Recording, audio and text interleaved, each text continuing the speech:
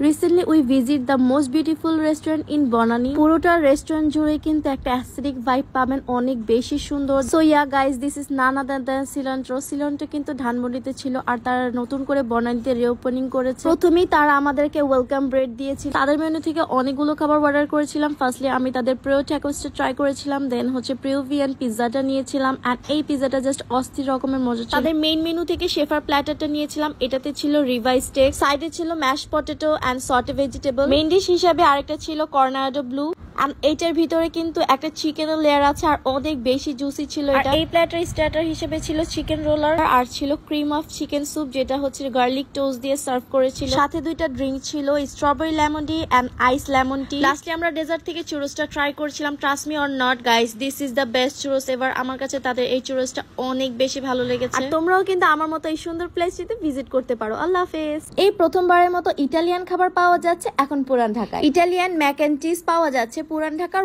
Twist and টেস্টে। প্লেসটা খুবই সুন্দর, একটা অ্যাস্থেটিক ভাইব দিবে। আমি বিলিভই করতে পারি না পুরান ঢাকার মধ্যে এরকম অ্যাস্থেটিক একটা রেস্টুরেন্ট আছে। আর এখানে আসলে যে শুধু ম্যাক এন্ড চিজই খেতে হবে এমনটা না, ইটালিয়ান স্টেক সহ আরো অনেক ধরনের ইটালিয়ান ফুড পাওয়া যাবে। ফার্স্টলি আমি তাদের ম্যাক এন্ড চিজটা ট্রাই করি, যেহেতু আমি এটা খাওয়ার জন্যই তাদের এখানে গিয়েছিলাম। আর এইটা দেখতে যতটা লোভনীয় ছিল, খেতে কিন্তু তার থেকেও বেশি মজা ছিল। আমার মনে হয়েছে 299 টাকায় কোয়ান্টিটি বেশ ভালো ছিল, দুইজন ইজিলি শেয়ার করে খাওয়া যাবে। এক কথা আমি যদি এটা রেটিং দিব তাহলে 9 আউট অফ 10 দিব। ইটালিয়ান চিজ স্টেকটা অনেক বেশি জুসি আর টেন্ডার ছিল, সাইডে ম্যাশ পটেটো ছিল যেটা আমার কাছে অনেক বেশি ভালো লেগেছে। আর এটার রেটিং দিব আমি হচ্ছে 8 out of 10। Cream of mushroom স্যুপটাও তাদের বেশ ভালো ছিল, বাট এটা আমার টেস্ট বাটের সাথে এভারেজ মনে হয়েছিল। আপনারা চাইলে এটা ট্রাই করে দেখতে পারেন, বাট আমি বলবো ম্যাক এন্ড চিজটা আপনার মাস ট্রাই করবেন।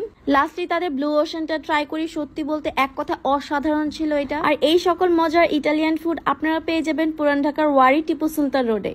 Recently, I found most underrated steak place in Dhanmondi. ধানমন্ডির ভিতরে এই প্লেসটা কিন্তু স্টেকের জন্য অনেক বেশি পপুলার। এই প্লেসটির নাম হচ্ছে স্মোকি স্টেশন। মোস্টলি স্টেক হাউসগুলো এতটা বেশি কোজি হয় না, বাট আমার দেখা সব থেকে কোজি অ্যান্ড কিউটেড প্লেস হচ্ছে এই স্টেকের পাশাপাশি তাদের এখান থেকে অ্যাপিটাইজারে নিয়েছিলাম chicken satay, fish and chips আর Italian chicken salad. I think যারা স্যালাড খেতে পছন্দ না করে তাদের কাছেও এই স্যালাডটা অনেক ভালো লাগবে। স্টেকের মধ্যে অর্ডার করি শিলন স্টেক। স্টেকের সাথে দুইটা সাইডের অপশন থাকবে এন্ড দুইটা সসেজ অপশন থাকবে। সাইডে নিয়েছিলাম Mexican rice and mash potato. স্টেকে আমি অলওয়েজ মিডিয়াম রানটা খেতে পছন্দ করি, তাই আমি কিন্তু মিডিয়াম রানটা নিয়েছিলাম। আরেকটা নিয়েছিলাম দা স্মোকি স্টেশন ফিলেট চিকেন। আর এই প্ল্যাটারের সাথেও আমি একটা মেক্সিকান রাইস নিয়েছিলাম, সাইডে নিয়েছিলাম বিন স্যালাড। পুরো চিকেনটাই কিন্তু ফিল করা ছিল। যারা চিকেন আইটেম খেতে পছন্দ করে তারা কিন্তু এই প্ল্যাটারটা মাস্ট ট্রাই করবেন। ড্রিঙ্কস এর মধ্যে সানসেট মোহিতো আর বাটার স্কচটা ট্রাই করেছিলাম। সানসেট মোহিতোটা আমার কাছে অনেক বেশি ভালো লেগেছে। সো যারা কম বাজেটে স্টেক খেতে চান ধানমন্ডির ভিতরে, তারা কিন্তু এই প্লেসটিতে মাস্ট ভিজিট করবেন। আল্লাহ হাফেজ।